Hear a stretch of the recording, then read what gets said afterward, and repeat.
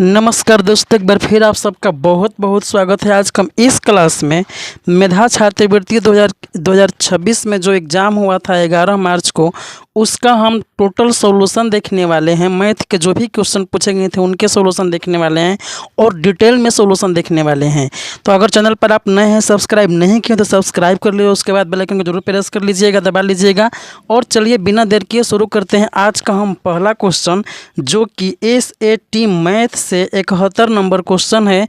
और ये जो है 2026 का एक्यूरेट क्वेश्चन है और इसे आपको कैसे सॉल्व करना था, आप इसे इस वीडियो को देख कर इस अप्रोच को अपना सकते हैं, ठीक। या फिर जो एग्ज़ाम देने वाले हैं वो भी अपना सकते हैं। देखिए बात क्या यहाँ पर दिया गया 44.4/9 और इसका निकालना है हमको वर्गमूल, और ऑप्शन ये 4 आपके सामने हैं। सिंपली पहले इसको गुणा करते हैं, तो गुणा कीजिए। तो 9 चौके 36 के 6 हासिल 3, 9 चौके 36 और 36 3 हो जाएगा आपका 39।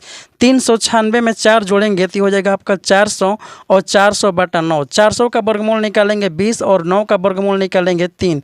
3 से इसमें भागा देते हैं हम, तो 3 छक्के 18, 18 2 बचेगा क्योंकि 20 है, 18 को कटेगा 6 बार में तो 2 को बचेगा और बाटा में 3 हो जाएगा। 6.2/3 जो इस क्वेश्चन का राइट आंसर है, और ये जो है ऑप्शन नंबर 1 में दिया गया है। इसी के साथ बढ़ते हैं नेक्स्ट 72 नंबर क्वेश्चन की तरफ। यहाँ पर 72 नंबर लिखा है कि एक व्यक्ति अपने बगीचे में 1764 वृक्ष लगाता है। प्रत्येक पंक्ति में वृक्षों की संख्या उतनी ही है जितनी पंक्तियाँ हैं, तो पंक्तियों की संख्या कितनी होगी।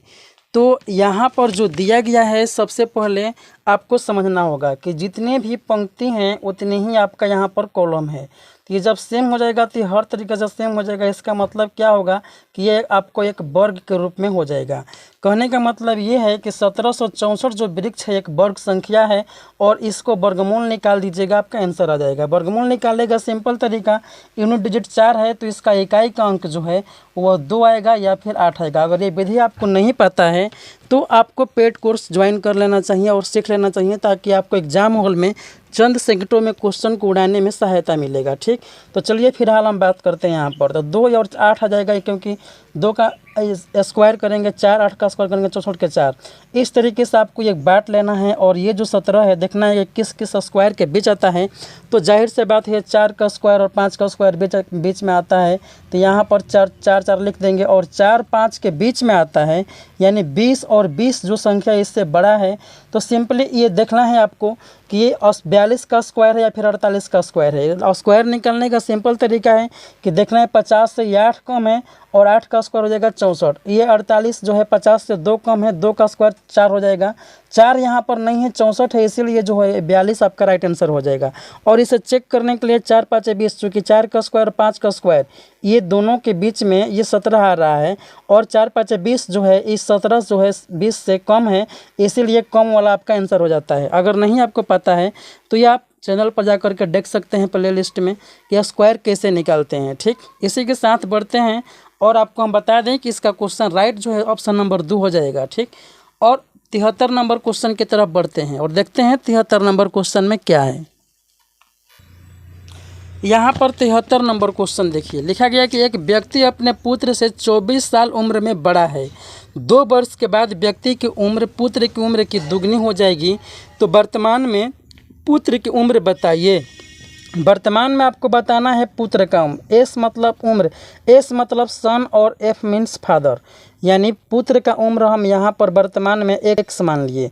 तो पिता का उम्र क्या हो जाएगा, क्योंकि पूछ रहा है ये 24 साल बड़ा है बोल रहा है प्रश्न में, तो क्या हो जाएगा आपका 24 साल ये बड़ा, 24 प्लस कर देंगे, ठीक। निश्चित रूप से 2 साल बाद हम उम्र निकालेंगे, तो 2 साल बाद 2 साल ये बढ़ेगा और 2 साल बाद 2 ये भी बढ़ेंगे, ठीक।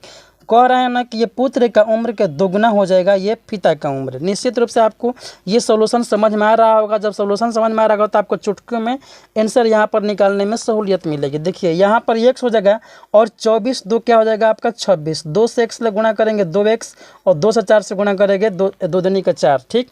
चूँकि यहाँ पर 2 है और 2 से गुणा करेंगे 4 हो जाएगा। ये 2x जो है x को आप इधर लाइएगा तो ये घट जाएगा, और घट करके क्या बचेगा x, और ये 4 जो इधर आएगा तो ये माइनस में होगा। पहले से 26 था, 4 यहाँ पर माइनस होगा, यानी कि 26 में से 4 घटाएंगे 22, और ये 22 जो है ऑप्शन नंबर 3 इस क्वेश्चन का राइट आंसर हो जाएगा। इसी के साथ बढ़ते हैं नेक्स्ट 74 नंबर क्वेश्चन की तरफ। दोस्तों क्वेश्चन में एक दिया गया है आयत का क्षेत्रफल जो कि x square minus 8x square plus 7 है इस तरीके से, और एक साइड की भुजा जो है x माइनस 1 दिया गया है, आप देख सकते हैं क्वेश्चन में, और बोला गया है दूसरा भुजा क्या होगा। बता दें आपको हम कि क्षेत्रफल जो होता है वह दोनों भुजाओं के गुणनफल के बराबर होता है। मतलब पहला भुजा और दूसरा भुजा गुणनफल कर दीजिएगा तो ये आपका जो है वो क्षेत्रफल आ जाएगा।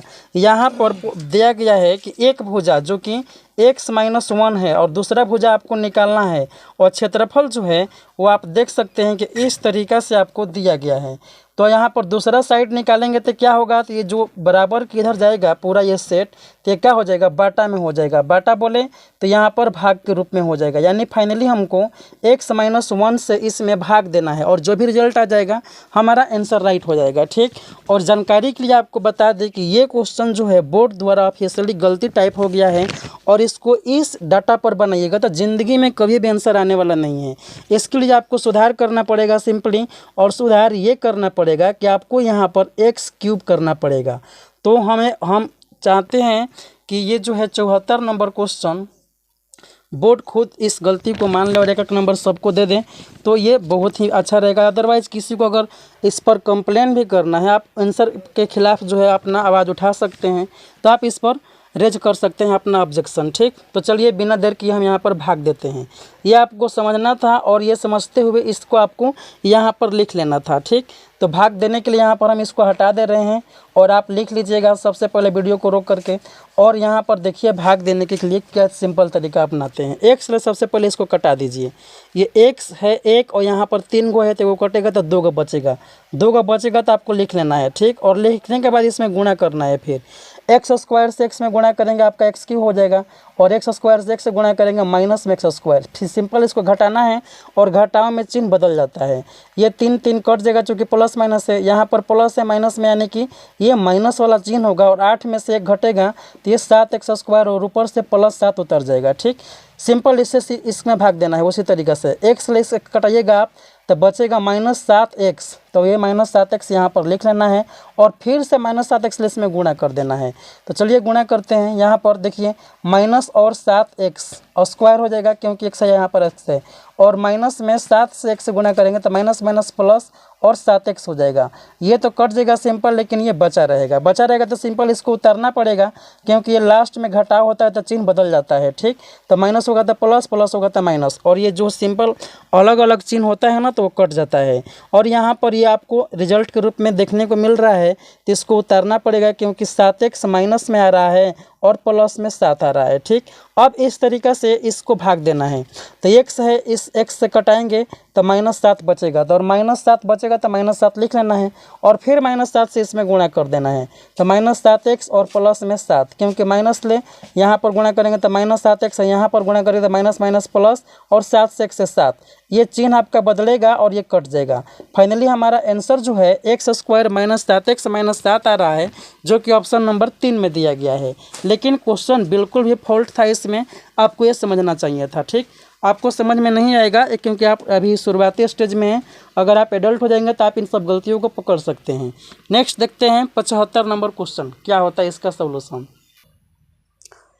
75 नंबर में बोला गया है कि ABCD एक समांतर चतुर्भुज है जिसमें कोण DAB 75 डिग्री और कोण DBC 60 डिग्री है, तो CDB का कोण का मान निकालना है। चलिए सबसे पहले डायग्राम के अनुसार समझते हैं। ABCD और समांतर चतुर्भुज में क्या होता है कि ये जो आमने सामने की भुजा समांतर होती है। ठीक, इस तरीके से समांतर चतुर्भुज बनाया जाता है। यहाँ पर नाम दे देते हैं हम, यहाँ पर ABCD। इस तरीके से बोला गया है कि कोण DAB यानी कि DAB ये वाला कोण कितना डिग्री है, तो ये है 75 डिग्री। इसके बाद क्या बोला गया है, कोण DBC, D और B, ध्यान दीजिएगा D से B, तो ये लाइन आपको खींचना है क्योंकि D से B तभी आपको कोण बनेगा यहाँ पर।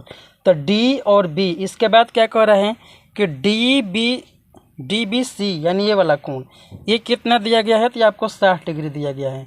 पूछा क्या गया गया CDB ये वाला कोण आपसे पूछा गया है। सिंपल ये कोण कितना होगा आपको बताना है। ठीक, तो जानकारी के लिए हम आपको बता दें कि ये जो है यहाँ पर समांतर दो लाइनें हैं और दो समांतर लाइन को एक तिर्यक लाइन जब काटती है तो इस तरीके से जो भी कोण बनते हैं ये हो जाएगा आपका अल्टरनेट एंगल, ठीक। और अल्टरनेट एंगल जो है आपस में बराबर होते हैं। तो समांतर चतुर्भुज है क्योंकि ये, तो जब समांतर चतुर्भुज है तो आमने सामने के कोण जो होता है वो बराबर होता है। 180 डिग्री जो है संगत कोण का जोगफल होता है, ठीक। तो यहाँ पर ये 75 है तो ये भी क्या हो जाएगा 75 डिग्री हो जाएगा। सिंपल देखिए कि ये तीसरा कोण है जो कि त्रिभुज में बन रहा है और त्रिभुज के तीनों कोणों का जोगफल 180 डिग्री होता है। ये प्रॉपर्टीज ऑफ ट्रायंगल है। तो यहाँ पर देखिए 75 और ये 60, इस तरीके से आपको 180 बनाना है। तो चलिए पहले 60 है इसको 100 बनाते हैं। तो 100 बनाने के लिए क्या करेंगे 40 जोड़ना पड़ेगा। अब 100 हो गया, अब हमको 180 चाहिए जो कि 75 ऑलरेडी है, 5 इसमें जोड़ेंगे तो ये 80 हो जाएगा। तो निश्चित रूप से हमारा थर्ड कोण जो है वो 45 डिग्री हो गया। अगर आपको ये निकालने में दिक्कत होगी तो आप क्या कीजिएगा कि 180 में से इन दोनों का जोगफल घटा लीजिएगा, आपका राइट आंसर आ जाएगा, ठीक। तो हमारा इस क्वेश्चन का राइट आंसर जो है ऑप्शन नंबर तीसरा है। इसी के साथ बढ़ते हैं नेक्स्ट हम 76 नंबर क्वेश्चन की तरफ।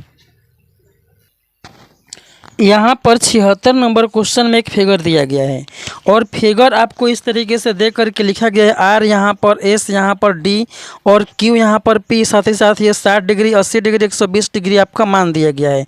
बोला गया है कि आपको डी का मान कितना होगा निकाल करके बताना है। सिंपल आपको लॉजिक अपनाना है कि ये जो है चतुर्भुज है और चतुर्भुज का सभी कोणों का जोगफल 360 डिग्री होता है। तो चलिए 360 डिग्री इसको बनाते हैं हम। 120 में 80 जोड़ेंगे तो ये 200 हो जाएगा और 200 हो जाएगा, ये क्लियर है। हमको 360 चाहिए तो 200 ये और 60 ये, मतलब कितना हो जाएगा तो ये 200 और ये 60, 260। अभी हमको 100 चाहिए, मतलब ये कोण जो है वो 100 डिग्री है, तभी आपको 360 डिग्री बनाएगा। क्यों? क्योंकि आपको जोड़कर देख लेना है। 120 में से जोड़ेंगे 200, 200 में से जोड़ेंगे 300, 360, ये 360 हो जाएगा। मतलब आपका फाइनली ये कोण जो है वो 100 डिग्री आ गया और ये सीधी रेखा का कोण है जो कि 180 डिग्री होता है।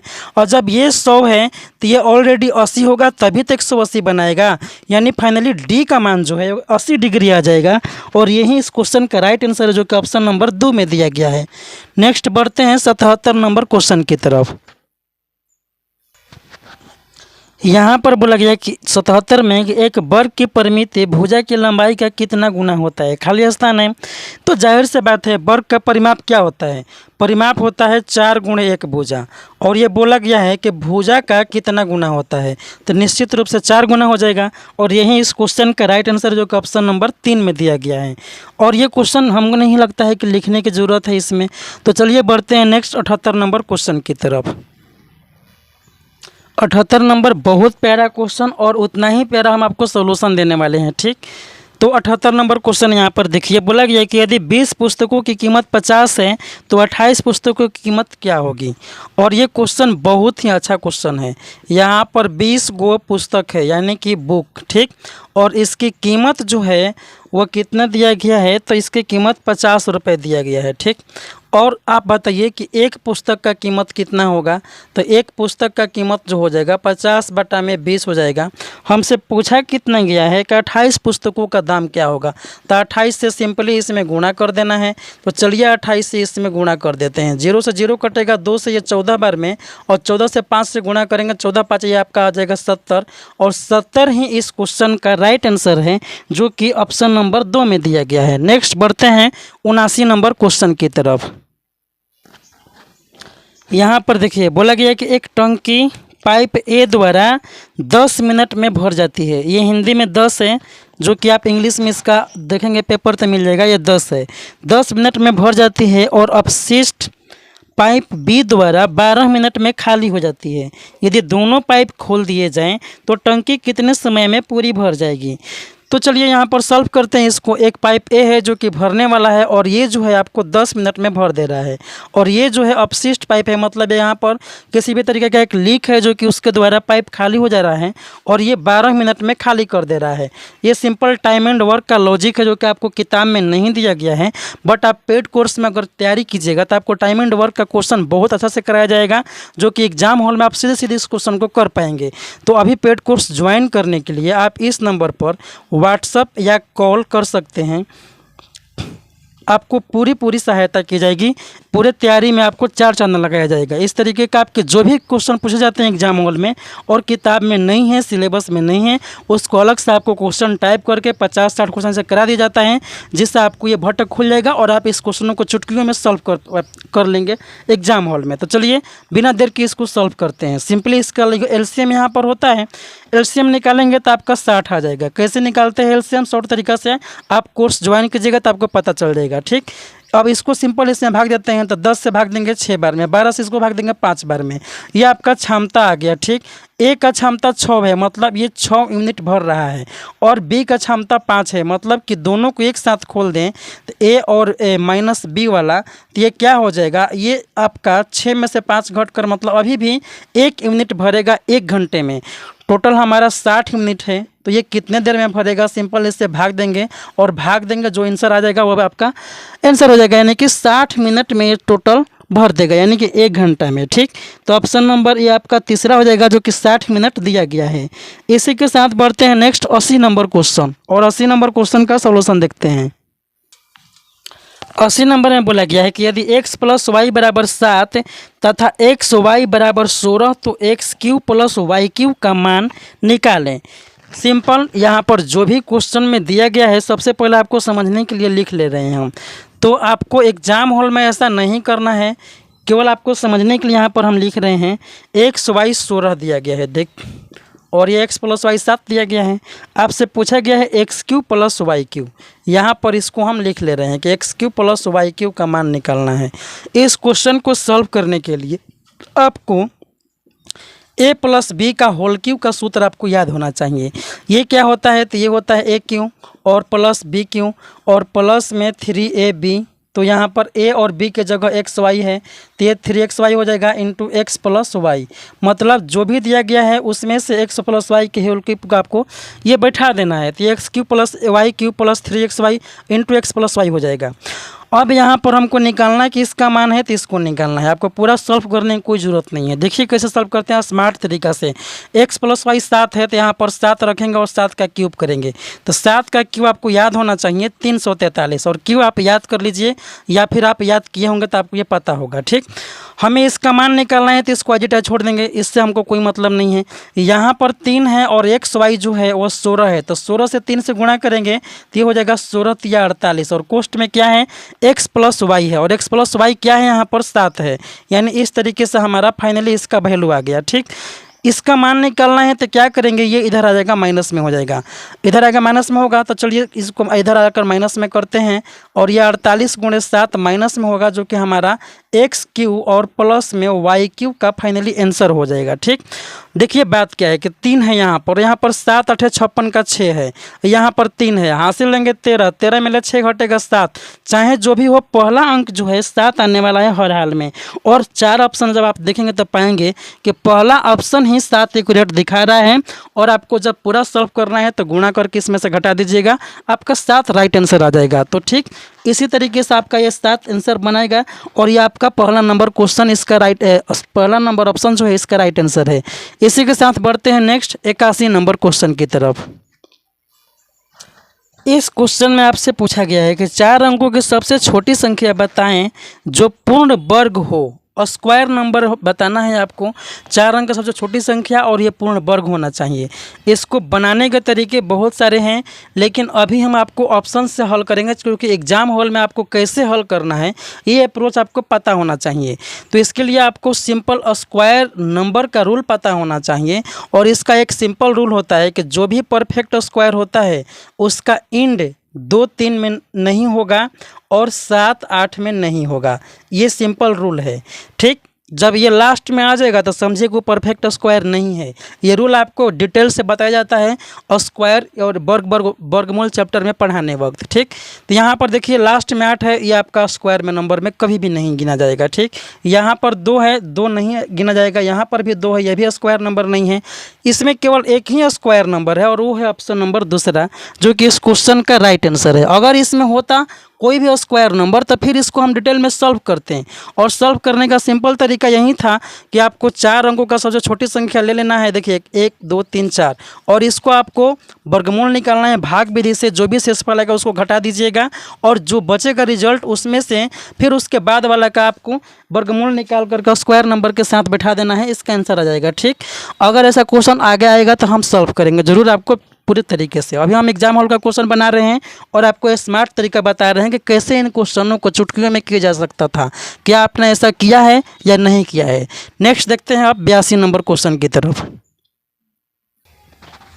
82 नंबर देखिए, यहाँ पर बोला गया है कि रिक्त स्थान को भरें, और रिक्त स्थान में इस तरीके से आपको दिया गया है कि जो भी होगा उसका स्क्वायर होगा, और उसमें से 419 का स्क्वायर घटाएंगे और रिजल्ट आना चाहिए 839। और जो भी आपका ऑप्शन दिया गया है 4 यहाँ पर है, इसमें से कोई एक आंसर सही है, आपको डिसाइड करना है। तो लड़के लोग क्या होते, बच्चे क्या करते हैं कि पुराना तरीका अपनाते हैं। क्या करते हैं कि यहाँ पर एक्स का मान रखेंगे, फिर स्क्वायर नंबर इसको निकालेंगे स्क्वायर करके, फिर उधर जा करके उसको जोड़ेंगे, फिर इसका वर्गमूल निकालेंगे, तब तक से समय आपका ख़त्म हो जाएगा। ठीक, और ये बनेगा नहीं, क्योंकि आपसे एक्यूरेट बन भी नहीं पाएगा, क्योंकि एग्जाम हॉल में प्रेशर रहता है। और इस तरीके से आप बनाएंगे तो आपका आंसर बहुत ही एक्यूरेट, बहुत मुश्किल से आने वाला है। तो चलिए इस क्वेश्चन का सॉल्व करने का स्मार्ट तरीका क्या हम आपको बताते हैं। सबसे पहले देखिए यहाँ पर कि 419 है, और यहाँ पर यूनिट डिजिट क्या है, 9 है। यूनिट डिजिट 9 है, तो क्या करेंगे हम स्क्वायर करेंगे, और स्क्वायर करेंगे तो इकाई का अंक क्या हो जाएगा 1, क्योंकि 9 का स्क्वायर करेंगे 81, और 81 का पहला अंक 1 आएगा। चाहे इसका स्क्वायर जो भी कुछ है उसमें पहला अंक क्या होगा, 1 होगा। ठीक, अब आप देखिए यहाँ पर कि ये अगर इसको मान भी ले कि आंसर यहाँ पर होने वाला है, तो स्क्वायर करेंगे तो इसका पहला अंक 2 का स्क्वायर 4 आएगा, और 4 में से 1 घटाएंगे तो पहला अंक आ जाएगा आपका यहाँ पर 3, जो कि एक्यूरेट नहीं है, इसलिए ये आंसर नहीं होने वाला है। ठीक, 8 को अगर मान लेते हैं यहाँ पर, तो स्क्वायर इसका निकालेंगे तो 64 होगा, 64 की 4, और 4 में फिर 1 से 1 घटाएंगे तो 3 आएगा, जो कि यहाँ पर 9 दिया गया है। एक्यूरेट आंसर ये नहीं बैठ पाएगा। अब देखिए यहाँ पर 0 है, और स्क्वायर करेंगे हम तो 0 का स्क्वायर क्या हो जाएगा, लास्ट में 0 होगा, और 0 में से 9 घटाएंगे हम तो ये नहीं घटेगा, हासिल लेना पड़ेगा, तो 10 होगा। 10 में से 1 घटाएंगे, सॉरी यहाँ पर 1 घटाना होगा ना, तो देखिए 0 में से 1 नहीं घटेगा तो हासिल लेंगे 10, 10 में से 1 घटेगा यही 9, मतलब ये यूनिट डिजिट यहाँ पर 9 मैच कर रहा है, तो ये आंसर आपका हो सकता है। उसी के साथ दूसरा देखेंगे तो ये 2 है, और फिर से इसको स्क्वायर करेंगे 4, 4 में से घटाएंगे 3, जो कि यहाँ पर 9 है। इस तरीक़ा से ये भी आपका आंसर नहीं होगा, और फाइनली हमारा ऑप्शन नंबर 3 जो है इस क्वेश्चन का राइट आंसर हो जाएगा। आपको यूनिट डिजिट से ये आपको सॉल्व कर लेना चाहिए था, और यूनिट डिजिट हम बहुत अच्छे से बताते हैं आपको, जिससे एग्जाम में किसी भी तरीके का कोई आपको समस्या देखने को नहीं मिलता है। हमारे यहाँ से तैयारी करने वाले बच्चे को लिए एसएटी के जीके हो या फिर मैथ या फिर रीजनिंग हो एमएटी का, किसी भी तरीके से आपको कमज़ोर नहीं मतलब कि होने देंगे हम, और आपको हर तरीके से स्ट्रॉन्ग करते हैं, जिससे एग्जाम हॉल में आप आसानी से क्वेश्चन को कर पाएंगे और आपका आंसर श्योरली आ ही जाता है, आपका रिजल्ट बिल्कुल आ जाता है। तो आप चलिए देखते हैं नेक्स्ट 83 नंबर क्वेश्चन। 83 नंबर में बोला गया है कि एक कमरा 10 मीटर लंबा, 5 मीटर चौड़ा और 4 मीटर ऊंचा है। चारों दीवारों का क्षेत्रफल निकालें जिसमें खिड़कियां और दरवाज़ों के लिए 20 वर्ग मीटर का जगह हो। तो यहाँ पर आपको हम समझने के लिए लिख ले रहे हैं कि लंबाई इस कमरे का और चौड़ाई इस कमरे का और ऊंचाई इस कमरे का। ठीक, आपको इस चीज़ को आपको लिखना है। तो 10, 5 और 4 इस तरीके से आपका दिया गया है। 10, 5 और 4 यह आपका इसका माप है, इसको लिख लेना है। 4 दीवारी का क्षेत्रफल का सूत्र होता है, ये एरिया ऑफ 4 दीवारी। ठीक, 4 दीवारी का ये 4 दीवारी का एरिया का सूत्र है, एरिया ए मतलब एरिया। ठीक, ये क्या होता है 2h × L + B।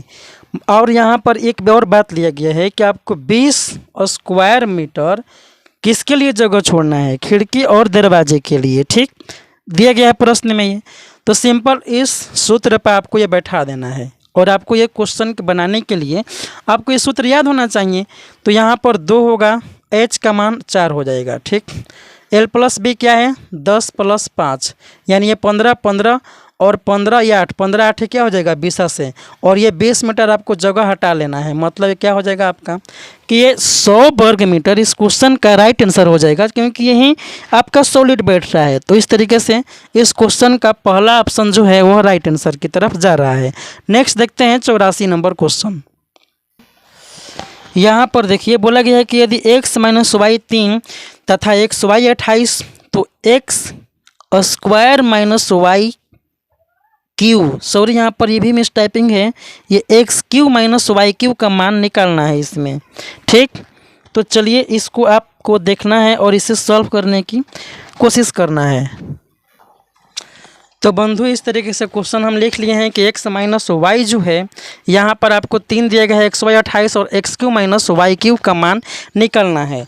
और प्रश्न में देखिएगा तो यहाँ पर स्क्वायर नज़र आएगा जो कि मिस टाइपिंग है और उस आधार पर आपको यहाँ पर सुधार करने की ज़रूरत है। तो ठीक, यहाँ पर देखिए सूत्र आपको याद होना चाहिए, एक्स माइनस वाई का होल क्यू, ये होता है x cube minus y cube minus 3xy into x minus y. ये सूत्र आपको याद रहेगा तो ही आप इस क्वेश्चन को कर पाइएगा। देखिए एक्स माइनस वाई 3 है और 3 यहाँ पर रखेंगे और 3 का क्यूब करना पड़ेगा, तो 3 का क्यूब होता है आपका 27। इसका मान निकालना है तो इसको छोड़ दीजिए आप, ये माइनस में है, इधर आकर क्या हो जाएगा प्लस में हो जाएगा। ठीक, क्या होगा प्लस में पूरा वैल्यू कितना है तो 3 ये है और एक्स वाई का मान 28 यहाँ पर ये है, और एक्स वाई जो है 3 है यहाँ पर, यानी कि 33 का 9 और 9 8 72, 72 का 2, मतलब कि यहाँ पर 2 यूनिट डिजिट है जो कि साथ में जोड़ेंगे तो इकाई का अंक जो है वह 9 आएगा, चाहे इधर जो भी कुछ हो लेकिन पहला अंक 9 आएगा। और इस यूनिट डिजिट के हिसाब से अगर देखें हम तो इसका राइट आंसर जो हो जाएगा ऑप्शन नंबर 3 हो जाएगा। डिटेल में सॉल्व करना चाहते हैं तो 33 का 9 और 9 से 28 में गुणा करके आप इस 27 में जोड़ दीजिएगा, आपका राइट आंसर सामने आ जाएगा। आपको एग्जाम में इसी तरीके से स्मार्ट तरीके अपनाने होते हैं और ये तरीके हम आपको सिखा रहे हैं यहाँ पर। इसी के साथ बढ़ते हैं नेक्स्ट 85 नंबर क्वेश्चन की तरफ। ये क्वेश्चन देखिए 85 नंबर हल करने के लिए बोला गया है और यहाँ पर x का पावर 5 है, भागा है x के पावर 7 और गुणा में है x के पावर 4। इस तरीके से आपको जब भी क्वेश्चन देखने को मिले तो सबसे पहले क्या होता है भाग का क्रिया होता है, क्योंकि का को पहले दूर करो उसके बाद भाग और गुणा करते हैं, फिर इसके बाद जोड़ और लास्ट में घटाव की क्रिया होती है। यह आपको कैलकुलेशन समझना चाहिए और ये आपको तैयारी करते होंगे तो आपको ये आना चाहिए।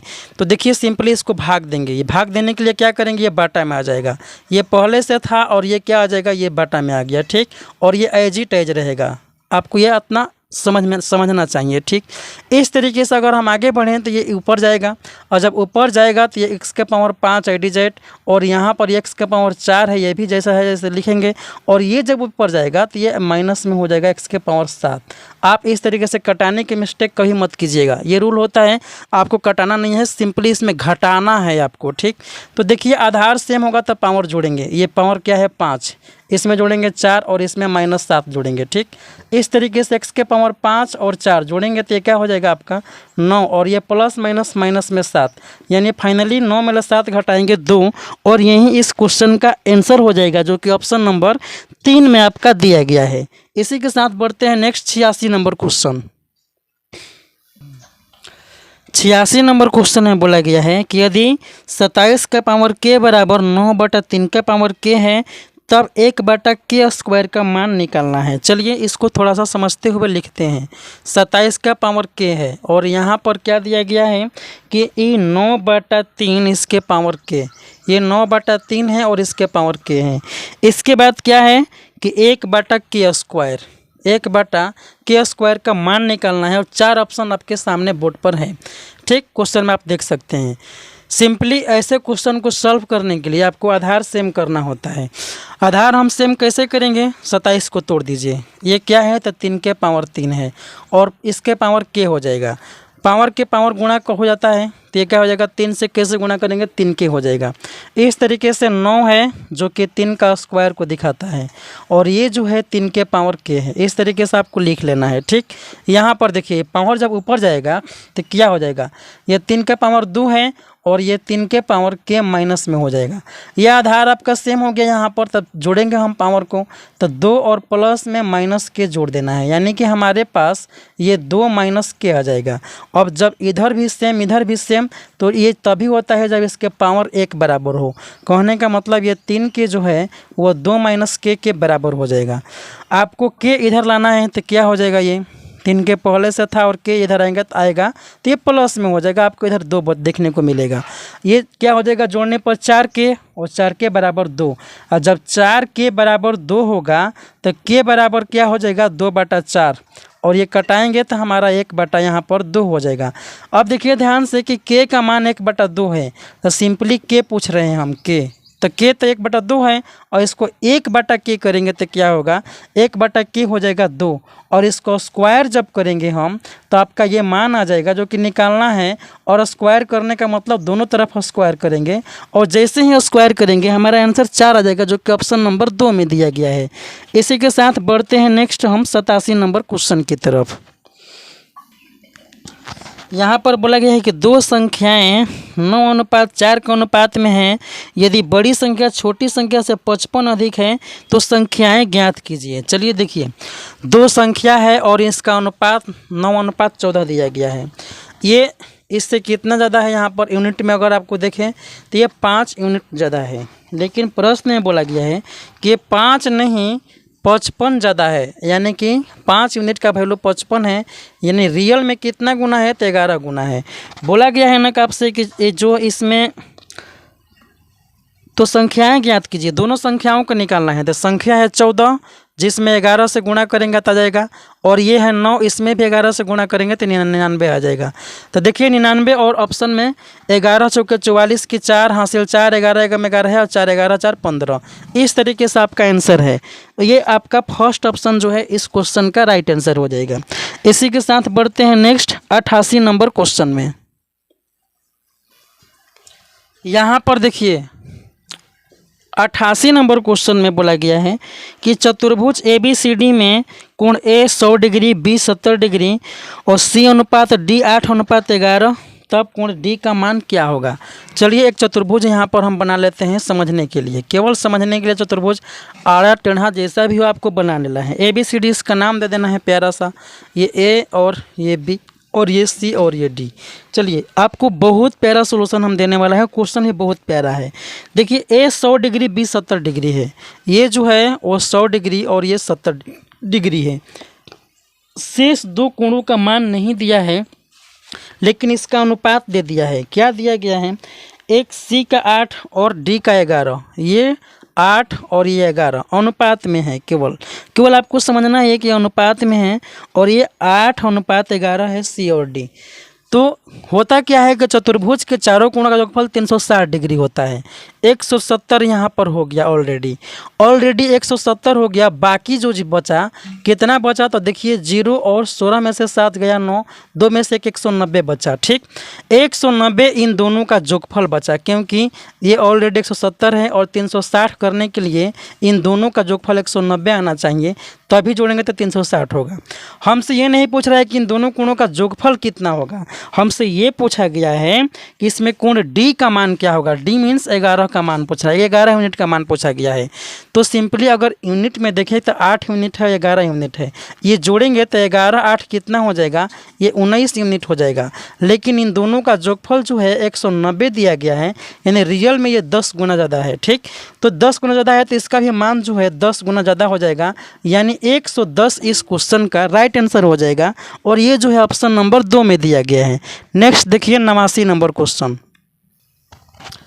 यहाँ पर बोला गया कि यदि किसी समांतर चतुर्भुज के दो आसन कोणों का अनुपात 3:2 है तो उन कोणों का माप क्या होगा। आसन, अब यहाँ पर दो कोणों का अनुपात 3:2 है और ऑप्शन 4 है, उसका मान निकालना है। तो जो भी कोण है ये दो आंसर इसमें आपको निकालना है, दो कोण एक साथ दिए गए हैं। तो चलिए इसका अनुपात निकालते हैं, इसको कटाएंगे तो 36 दूनी 72 और 36 तिया 112, 3:2 आ रहा है। बिल्कुल ये राइट आंसर हो सकता है, बाकी भी चेक करेंगे हम। 36 से कम 36, 36 दूनी 72, ये 2:1 आ रहा है, आंसर नहीं हो सकता है। ये 20 चौका 80 और ये 20 5 100, 5 4 आ रहा है, ये भी आंसर नहीं होगा। 36 से एक बार में और 36 चौके चूँकि 4 6 24 के 4 हाथ से 2 और 4 3 12 2 14, ये 4:1 आ रहा है, ये भी आंसर नहीं होगा। इस तरीके से हमारे राइट आंसर जो है ऑप्शन नंबर 1 हो जाएगा। इस क्वेश्चन को ऑप्शन से ही बनाना, सॉल्व करना बेटर होगा। अगर इस तरीके से आपके कोई ऐसा ऑप्शन हो जो कि 3:2 ऐसा आ जाता, तो फिर हम इसके एंगल ऑफ प्रॉपर्टी से बनाते, और एंगल ऑफ प्रॉपर्टी आपको पता होना चाहिए। ठीक, इसी के साथ बढ़ते हैं नेक्स्ट 90 नंबर क्वेश्चन की तरफ। इस तरीके से 90 नंबर क्वेश्चन देखिए, बोला गया कि एक कार 300 किलोमीटर की दूरी 5.5 घंटे में और फिर 400 किलोमीटर की दूरी 8.5 घंटे में तय करती है। पूरी यात्रा के दौरान कार की औसत गति ज्ञात करें। इस तरीके से आपके 4 ऑप्शन है, यानी कि 300 किलोमीटर 5.5 घंटे में। चलिए यहाँ पर लिखते हैं 300 किलोमीटर 5.5 घंटे में। फिर इसके बाद बोला गया है कि 400 किलोमीटर, और ये कितनी देर में, तो ये जो है 8.5 घंटे में। यानी टोटल दूरी कितनी है, तो 4 3 700 किलोमीटर। और टोटल टाइम कितना लगा, तो ये 5 5 10 के 0 हासिल 1 8 5 13 1 14, ये 14 घंटा जो है पूरा एक्यूरेट टाइम लग रहा है।